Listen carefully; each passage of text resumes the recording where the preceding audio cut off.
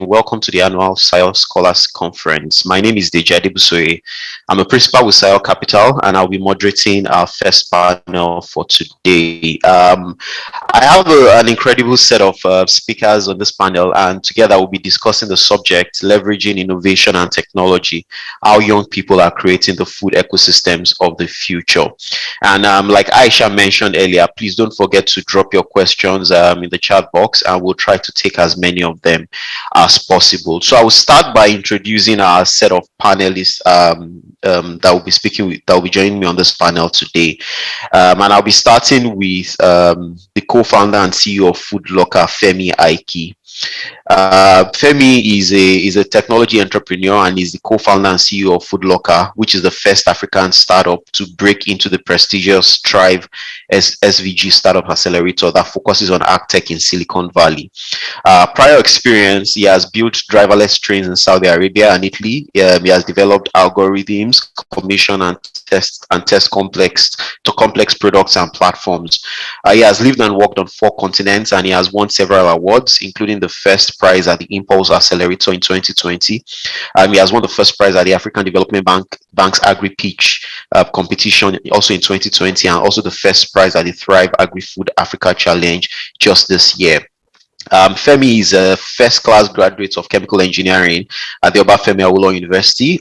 He has a master's degree from Imperial College in London and a corporate master degree from FIMI Chenika, called Leonardo's SPA Think Master, and he also has an MBA from SA Business School in Spain. Femi, welcome to the panel. Thank you very much for having me. Thank you for joining. We'll go to our second panelist, Alima Bawa. Alima is a co-founder and COO of Cow Tribe. Cow Tribe is Ghana's first mobile-enabled on-demand service platform for veterinary extension.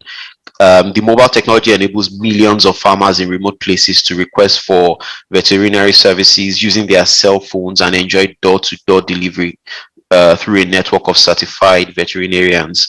Prior to Cow Tribe, Alima was a journalist focusing on documenting the struggles of rural women in Ghana. She is a recent recipient of an Obama Foundation African Leaders Fellowship. Alima, welcome to the panel this morning.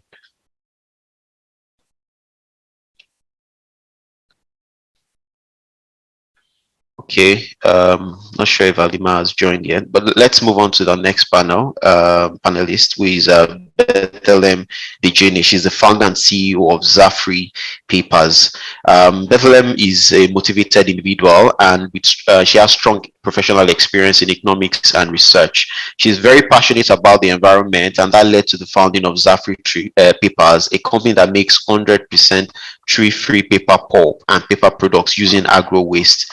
She currently works in Ethiopia and Zambia, following a Pan-African business model aimed to duplicate Zafri Papers. She's aiming to duplicate Zafri Papers in different African countries.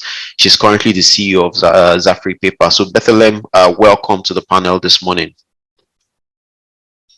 I hope Bethlehem is also on the line.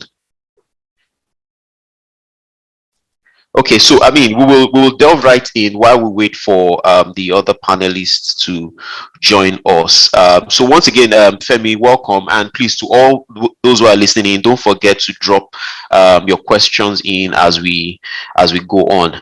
Let me start by asking you, Femi. The reality, the reason why you are here today is because you are solving a major problem, and you know your activity has one way or the other caught the eyes of the world in one form or the other. So let me ask, what problem or problems are you actually solving, and then you know what role has that leaning towards innovation and technology played in helping you address those problems? Thank you very much, Deji, and thank you everybody for listening in. So essentially, Africa is assumed to have about a $350 billion market for food. It's projected to grow to over $1 trillion by 2030. Unfortunately, this market is served by over 250 million smallholder farmers who essentially lack almost everything that's required for them to produce effectively. Now, this basically then means that while the farmers are striving, we have huge disconnects between supply side and demand side. So you have a big market that is underserved, and therefore, when you look at the map of the world in terms of how food is supplied to Africa, you see that the rest of the world is actually feeding Africa. So this is the problem I'm trying to solve. How do we ensure that there's food security in Africa? How do we ensure that a typical African who was born to parents who don't have money or who didn't get educated essentially does not stand at a disadvantage just because they were born in Africa? So the core issue is how do we fix food insecurity? How do we ensure that there's zero hunger? How do we ensure that the people producing actually have value for what they're producing? And we're using technology to solve this kind of problem. Thanks, Femi. That's quite interesting, and I think we all can embrace that fact that there is a huge, food security problem in Africa that needs to be addressed. But I think you've also employed technology in very interesting ways. You started a retail outlet, a physical outlet, then you layered on that e-commerce, and then sometimes when I even look at your WhatsApp status, I see things like Nash equilibrium, and I'm wondering, how complex can technology be in driving, agriculture, growth in Africa. So can you just walk us through how, technology is enabling, your own world of solving agriculture problems in Africa? Thank you very much, DG. And maybe for those who don't know, DG and I were in the same undergrad program, so he knows that we both come from a tech engineering background. Essentially, technology for the agricultural sector has gone much further ahead than what we think it really is. So currently, one of the challenges we face is, and if you speak especially with growers in the United States, they'll tell you one of their biggest problems is labor. How do you then use technology to sort of hack labor to ensure that you can produce efficiently and you can have high yields, but at the same time, have the right kind of people who can produce for you. So you have everything from mechanization for harvesting technology. So you'd see technologies that essentially help people to harvest oranges and grapes, etc., at scale. So you'd essentially see mechanized pieces of equipment that go to the trees, and they ship the trees, and they basically collect all the fruits that come from the trees. You have technology that helps to monitor soil water content, soil temperature data, and essentially transmits this data remotely such that you can then trigger, for example, irrigation systems. At Food Locker, one of the top things we've been able to do has been to connect the smallholder farmer base to lenders. So basically, a typical farming community doesn't have internet. The farmer cannot even use a smartphone. So what we have done is to essentially compress all the information that the farmer has to transmit to a lender through SMS. So through very simple text messaging technology, the farmer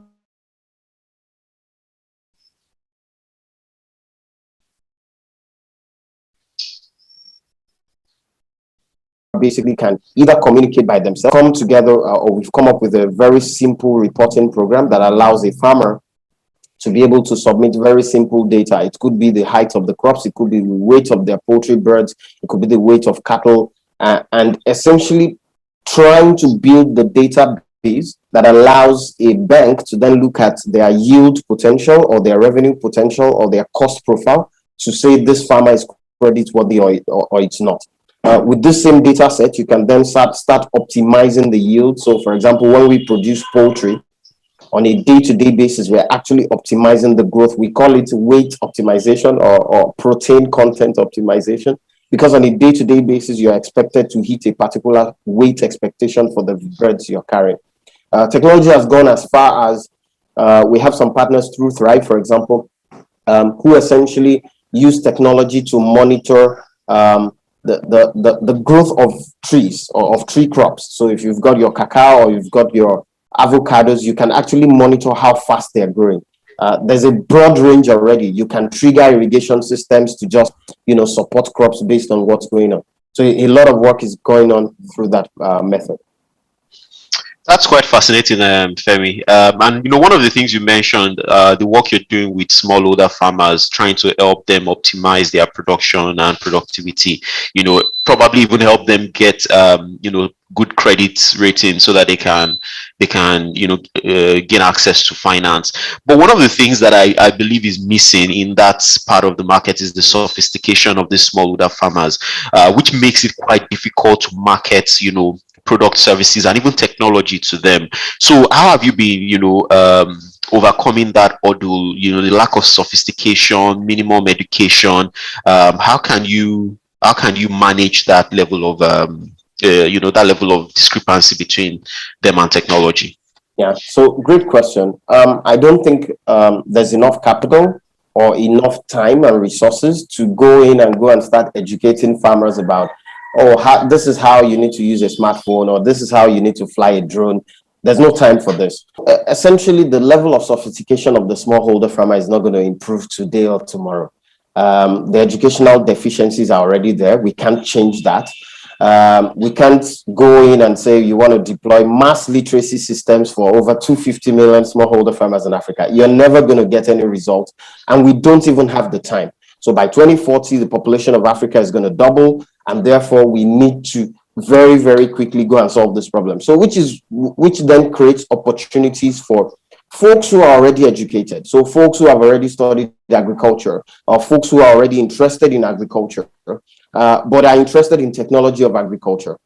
Now, they then form the interface between the smallholder farmers who are not sophisticated and the market that is more sophisticated. So typically banks, more sophisticated, they're looking for charts, they're looking for properly prepared credit rating data, they're looking for properly prepared business plans. You then have smallholder farmers. At the other end, you have other people who are educated already, who can support the smallholders. And we saw this quite elaborately in Morocco, for example. OCP Africa in Morocco deploys, people who studied agronomy, agricultural engineering, etc., deploy them to the production communities to go and support the smallholder farmers with this interface, or with this broken link between them and the more sophisticated users. Now, in addition, we also then currently have solutions that are simple to use, where the farmer doesn't need to be super smart or super educated to use. So, for example, if you put in an IoT sensor to monitor temperature in a pen, or to monitor soil water content on a farm, this doesn't require the farmer to, by themselves know how the IoT sensor works. So there are two different solution approaches. In addition, then we use text messaging. As long as a farmer can speak in any language, or they can type in any language, they sometimes could be able to use this. If they cannot, then we put in a cluster manager who then supports maybe 7 to 10 farmers, and they're able to help them to sort of interpret production programs. They're able to help them to understand what they need to do on a periodic basis, etc.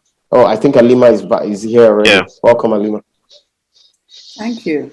Yeah, welcome, Alima. Thanks for joining. And Obi, thank you very much also for joining. The panel is getting broader, and so I will pivot a bit from you, Femi, and go to Obi. Obi, are you? I'm not sure I can see you. Do we still have Obi online? Yes. Welcome. Yes. The signature red art is something I always look out for to be sure that you're here. So let me start by asking, welcome, first of all. Femi has talked a lot about how we're solving the problem with smallholder farmers and helping them to gain access to market, helping to improve productivity and provide financing to them. But this is where you come in, right? There's that last mile movement. Well, not exactly last mile. You're moving goods across the country, and you're optimizing that with technology. And if there's anything, the logistics sector is one of the areas that is grossly lacking in the country, especially with respect to agricultural produce. What are the major challenges that you've seen as you are trying to optimize technology, that's a problem using technology? What are the major problems that you see that keeps popping up, and how have you been addressing them over the last couple of years? Yeah, thank you very much. I was sorry I was late a little bit. So I think one of the biggest challenges is that technology is new to us, so the users are not very conversant. So the level of work that requires to build an adoptable technology platform is way higher in this continent. But the good thing is that if you spend the time and resources to do that, it can scale any place in the world. And for us, we've been able to do that. The technology we built in Nigeria is now in 7 other African countries. And I'll be happy to delve, of course, deeper into, of course, I'm not an expert in agriculture, but we interface with agriculture a lot. We interface with agriculture a lot. So we are moving the inputs when most of them are imported and few of them that are produced in Nigeria, in Port Harcourt, we move that, right, to different parts of the country. And then, of course, we pick up the raw material or the harvest to different factories and also to different open markets and supermarkets after harvest. So we do have a good idea of what is going on in that value chain. And there are certain areas that I see are huge bottlenecks, right? One of that is actually supply chain. I think, to me, apart from funding and field policy that government needs to do on land use, I think the other challenge there is really logistics, right? Because we still lose our produce due to logistics issues, right? And what are we doing about it? What we're doing about it is we're working with IFC. There's a fund that we set up where we're building what we call sustainable cooling project. And we're piloting it here in Nigeria for Africa. And if it works, we'll scale it to other places. And that also requires, of course, infrastructure, building those cold chain solutions, deploying the mobile ones that will be close to different farmsteads, bringing the coal vans, right, enough of them that will carry things, and trying to do this in a way that is affordable. Remember today, if you carry a low value commodity through cold chain, it's basically unsustainable. You won't actually be able to, people can afford it. Today, we can't carry tomato in cold chain in Nigeria. How? If we carry tomato in cold chain, you will buy one piece of tomato for 1,000 naira. Because the technology has not actually scaled in Nigeria, right? Because it's just so expensive. There is no cooling and different things. So that's part of the thing we need to work on, because with that, you increase farmers' earnings. Right, and you have to think of this thing in a sustainable manner. If farmers can save on 48% of their harvest, then they actually have reason to be in agriculture. Like, is economically sustainable? They will be there, right? If we are not having, if we solve some of the bottlenecks, even in bringing the inputs, the input price can come down by 15%. Right, the cost of logistics on it will just come down. If it comes down, they're able to farm more. They're able to actually see it as an economically viable way for their own small economies, right? So, and then of course, some of the key thing is also education, and even on our platform, connecting them to actually buyers. And like, there is some of the things that we can actually do because we know what everybody requires, because we're going to their factories on different things. So being able to bring that visibility in that space, the insurance of it, actually saving them. Today, most people are scared. Most farmers cannot bring their tomato to Lagos or to Port Harcourt because they are worried, what if it damages on the road? So because of that, they will sell it so cheap, right, in their home market, and then they leave the money for the middlemen who make majority of the money. So the people that needs to make the money are not making the money, which means that there is no incentive to actually scale, right? But this is something that actually a cold chain and an insurance product can actually solve, right? And it's something that we're designing now, but we can't solve it with just insurance. You need that cold chain infrastructure so that you are also not overly exposed. Yeah. Happy to go in depth in areas. One question before I go to Alima Obi. You touched on a very sensitive subject, and I realized that a lot of entrepreneurs in Africa in the ag sector are solving so many problems. You start a business and you are solving all the problems across the entire value chain for no fault of yours, right? Just because there are different gaps along that entire value chain, which if you don't solve, you will not be able to thrive. So it raises the question for me: we are building innovation, you are building technology. what is the minimum requirement in terms of the available infrastructure that needs to be in place to make you a profitable venture? Just thinking about it now, and for all the other scholars that are listening and they're wondering, all about the myriads of problems that they need to solve across the entire value chain, and that even becomes, a chain on their leg to move, because they are worried that how can I solve all these problems? How have you been able to think through that and overcome that? Yeah, I think that there are a lot of opportunities. I don't look at them as problems. As an entrepreneur across Nigeria and Africa, there are a lot of opportunities. And one of the key things for any African entrepreneur is discipline and focus. You have to be disciplined and focused. There's too much things to do, right? And what we've done is, when we started, we focused on long haul. Can we get good at moving food trailer loads, just as you see them on trucks every time, from point A to point B in Nigeria, right? And that's what we did. In fact, our first route was east, moving from Lagos to Onitsha, Aba, Port Harcourt. We did that very well. We now opened the northwest, actually going to Kano, Gusau. Then from there, we opened north central. And then we are now doing west. And then we solved Nigeria. Then just on one particular product.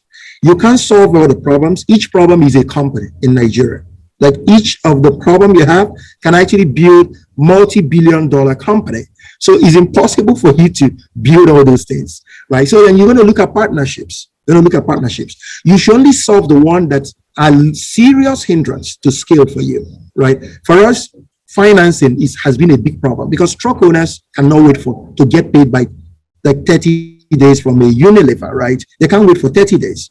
So we had to build that financing business using the credit score or their credit score on the platform to be able to basically pay them after delivery instead of waiting for 30 days, right? So it's because we had to, and then there is actually no financing company. There's no real scalable financing company in Nigeria that can finance like $20 million worth of invoices, right? There's nobody that does that today, right? On a monthly basis. There's no bank today that will actually do that. Banks cannot take risk on micro fleet owners. So we had to solve that problem. And that's why we built a product called Pay Faster. But we restricted it to that. The insurance product is in partnership with Swiss Re and Leadway. They do that. We take small commission. Like, you have to know what are the problems that you must solve. And even the Pay Faster is in partnership with banks that are now using the data to get comfortable to on-lend through our platform, right, to these people. Right. So there has to be discipline and focus. You can't do a lot. Focus on one and solve it. If you're an agro and you say, okay, I'm bringing a route to market, just focus on it. Don't get into procurement of input, because that's part of the thing I see why we're also not having scalable startups in our agro space. I think that the problem is that they are too distracted, right? They're trying to solve for everything. Flutterwave does one thing. Right, you don't see Flutterwave doing multiple things, right? And so they do one thing. Kobo is doing one thing. You need ag techs to focus on one thing. If you finance farmers, finance them, go to banks, build a thing that banks can finance, that are financeable from banks. So you're collecting data. Then you solve that. It becomes easy to solve another thing. But this thing, everybody's doing input, this, that, lending. Then nobody can scale. And then we'll never have that sector take off. Is jack of all trade. Thanks a lot, Obi. I think one very important thing I take away from that is focus. Be focused. Very, very critical. Thank you very much. Alima, we have very few minutes left, but there are two questions I just need to hear the answers from you. The first is with respect to you found the nexus between digital innovation and veterinarian services. How that comes together, it takes an innovative mind to even see that. How did you go on that journey? What made you transition? You were a former journalist, and then you now started solving problems in veterinary services as well as using digital innovation. How did you make that transition? Were there parts of your former life that became critical in the role you play today? And then the second question, you're a female agripreneur, and you probably would have also faced a lot of challenges, in getting to where you are, in building the business to where you are today. What are some of those challenges you faced, and how have you been able to work around them? Thank you very much, and apologies for the late join, because it gives me a different time zone here in Ghana. transitioning from being a journalist to solving the current problem we were solving together with my partner. It isn't entirely a switch of field, because even as a journalist, what I focused on was on rural reporting and trying to understand the key problems that rural people faced in terms of agriculture, education, and health. But then it got to a time I just felt that I needed to pick one of those problems and solve them, instead of broadcasting the continuous broadcast of their problems. You know, this community doesn't have support in agriculture or in education, and so what?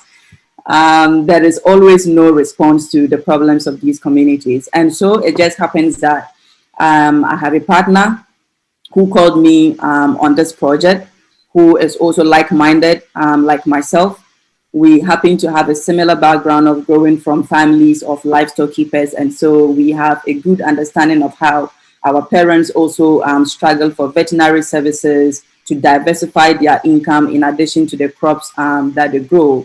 And this is a problem that we continue to see in our field of work. He was also working for a company that sold crop insurance. And so he continued to see the struggles of people to keep their crops and also diversify their income by making sure their animals do not die. And so we wanted to make sure that we found a solution to this problem by making the supply chain more efficient for people to be able to access veterinary inputs. And so we thought that the only way to do that is to actually stimulate demand for people to want to use these products, because even vaccines doesn't have a name in our local languages. So we have to educate people the need to have vaccines to keep their animals healthy all year round.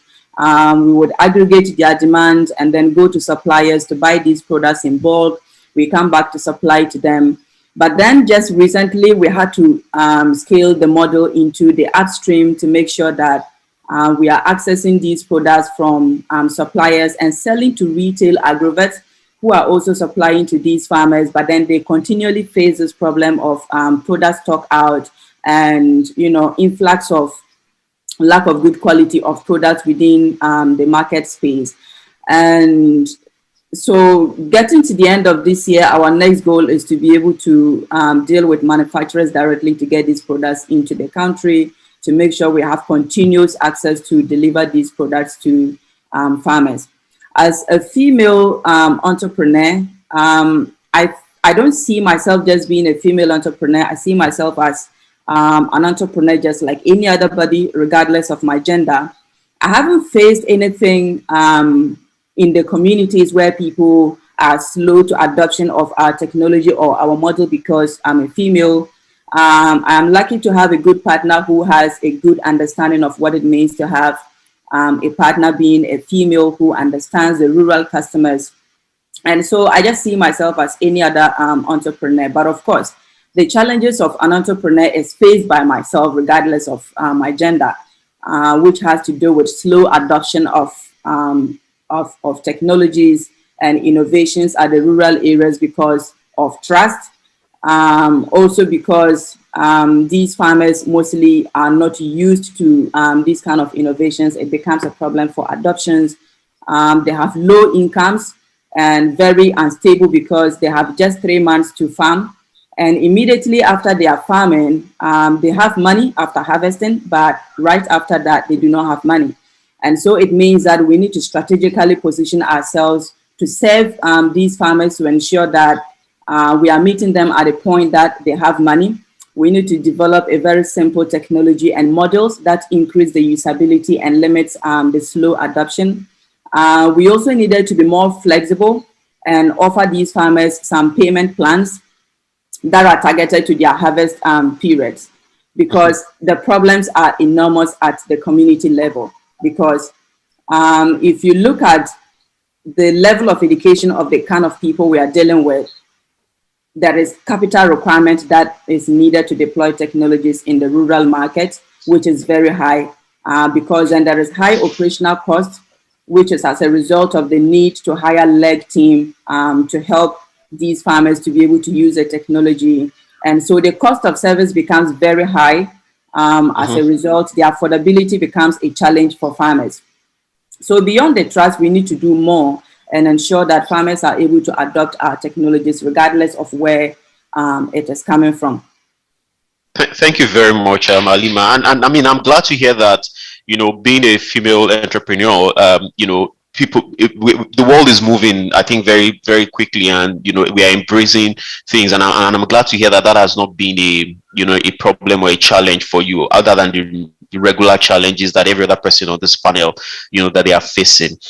I have one more question to go around, and it's going to be, this kind of quick question for all the panelists. And we also want you to give a one sentence or even a one word answer to it. But before I do that, we're going to be having a short Q&A session. So to everyone on the panel, listening to the panel, please send your questions directly to me, so that I'll put them forward to the panelists.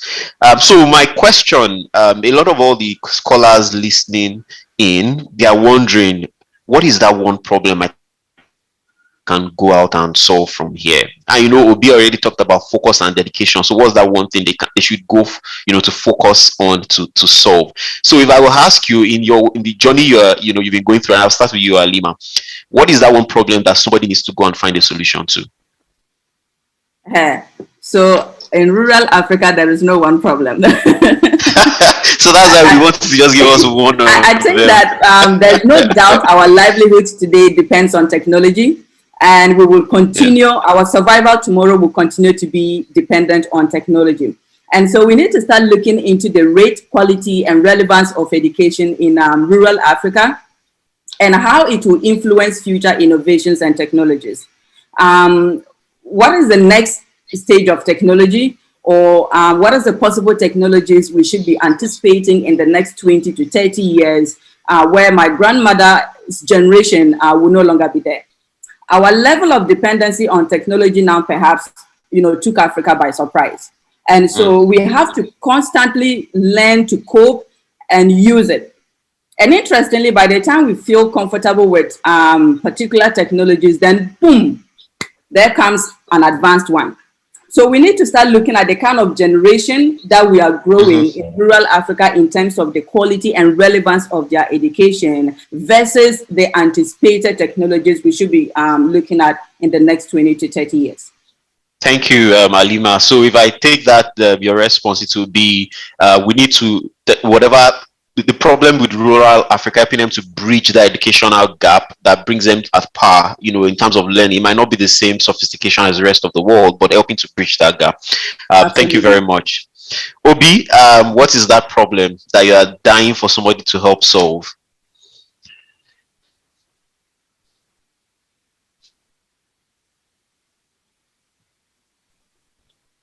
Hi, Obi, are you there? You're mute. Yeah, I'm here. Yes. I'm here. So I think the one of the biggest common problem we're seeing in agri-tech is financing for farmers. Financing for farmers. Sorry, is what I hear now? Financing for farmers, basically financing farmers, funding them, is what I'm seeing everybody is trying to do. I think that is a very big challenge that requires more attention and sophistication. The ways we're trying to solve it is not going to work, right? I think what they need to do, if an ag tech that strictly focuses on financial services for farmers, they shouldn't confuse their business model. They're basically doing financial services for farmers.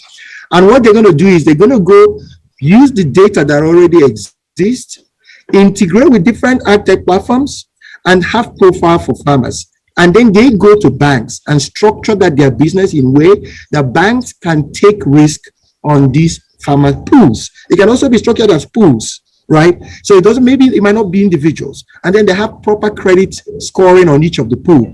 But that they have to make that bankable. Like, we are not individuals. How much earnings do people have in this continent to actually be able to fund agriculture themselves? Agriculture is a government project, right? If you're going to do it, you also need to tap into the banks, right, and the institutions, and they need somebody that will focus strictly and look at agtech as fintech, so that you can be able to make it bankable. Banks can unlock 10 billion, 20 billion if you spend energy for 1 year or 2 years and package that product very well. And I think it will start, that is the first wave that can make AgTech to be taken seriously, and people start putting money in it, and then things start coming up, right? So I think that that's what somebody literally need to exit all their business model and focus on that financing alone and crack it by making it bankable. Awesome. Thank you very much for that, Obi. I'm sure people are listening in already, and people are getting out their laptops and they are starting the codings. Femi, what is that problem that we need to solve? That's a great question. I think Obi was talking about Food Locker earlier. So the problem is already being solved, Obi. So you can rest assured. But more significantly, I think for us, we believe the most important problem that has to be solved for the ag tech sector is actually specific labor capability. So I'm talking of real labor availability. So for example, we have Jobber Man for everybody who wants to go and work in an office, who wants to be a coder, you want to work in a bank, you have Jobber Man for that. There is none for the ag tech sector. And this is one of the biggest problems, right? The 250 million smallholder farmers would not go and learn agronomy or go and learn how to operate a combined harvester or how to operate a tractor. We need young people, educated young people who basically want to roll up their sleeves and get involved. And there's a lot of money to be made. I can give you examples. We have so there's an industry here in your state that produces cassava products, cassava flakes, etc. And they basically went abroad. They went to import mechanization tools. So they brought in tractors, they brought in combined harvesters, etc.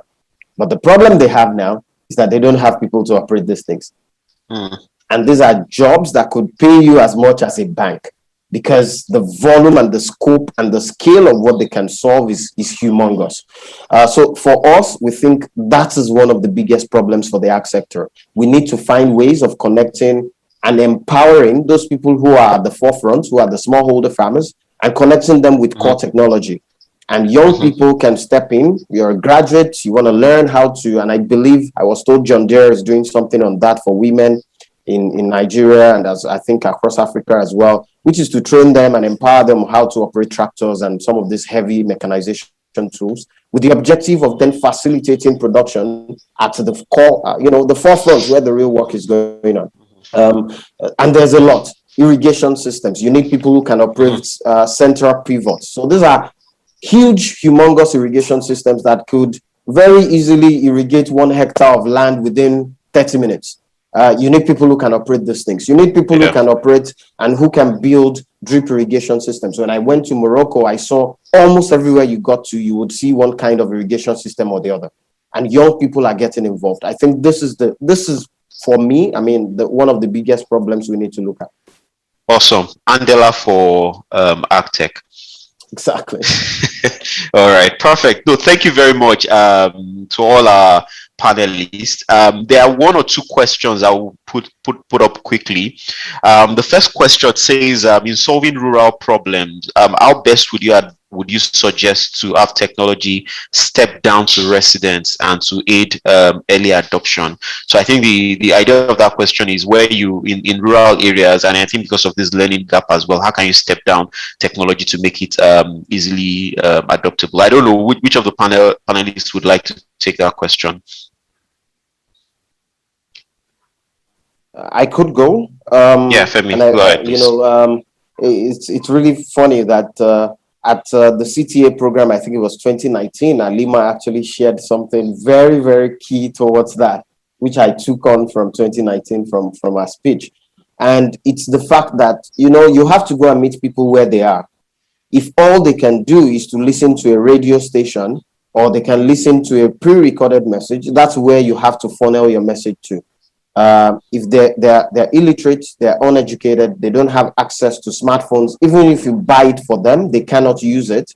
There's no internet. The rural communities, for example, recently we took the World Food Program to one of our farms in Osho State, and they were really surprised at how rural it was. Now, if they are that rural, then you have to break it down to their level. you don't necessarily have to force technology to somebody who can never use it.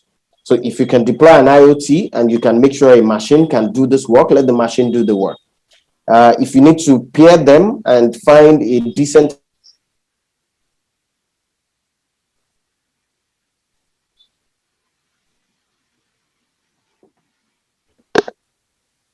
accommodation for a pretty young man and go to a rural area to go and support smallholder farmers, then this is what we have to do. We don't necessarily have to look at America and say, oh, we have to develop this fantastic app because they do the same in the US. If it doesn't work for Africa, then there's no point developing it for Africa. So it might mean we use text messaging, which is one of those things Food Locker uses. You might use voice messages. You might need to deploy extension services agents. So yesterday we were discussing with some extension services agents for our project in northern Nigeria. This is what we have to do as far as we are concerned. Yeah, thank you very much, Femi. Alima, do you want to chip in? Yeah, so I think simple models sells and simple models kills. We need to do away with the complexity of technology. Of course, technology itself is already complicated. So as entrepreneurs and innovators, as much as we can, we need to be able to step it down by knowing our customers first and knowing what they need and how they can be able to use our technologies. And of course, we need investment in behavior change to be able to increase the rate of adoption of innovations and improve methods of farming. You know, due to the proliferation of NGOs in Africa, particularly the northern divide of it, where occupations are usually farming, most rural people have developed this sense of entitlement to freebies. And so it makes it more difficult for them to adopt for-profit social enterprise businesses. And so it's difficult to break through as a for-profit organization.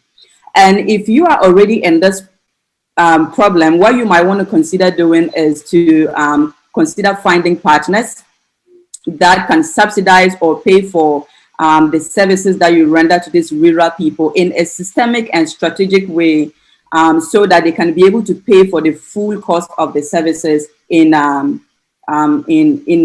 future.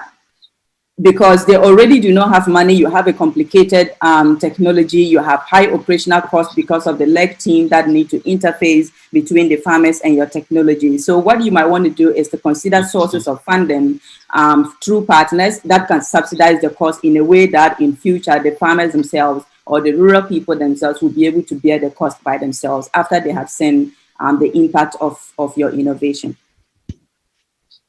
Thank you, Alima. I think the last question we'll be able to take today will be directed towards Obi. And I think, Obi, you already tried to answer this question before, but I think somebody is raising again that the case of farm produce losses like tomatoes and fruits, mangoes, and all the others, there's a huge rate of loss, post-harvest loss or on these products. That what are some of the things that can be done to further help to mitigate this problem? Yeah, I think what we've mentioned is, in fact, is also a good startup to build. Is a big problem today. It will work, and I'm happy to support any person that wants to take on that challenge.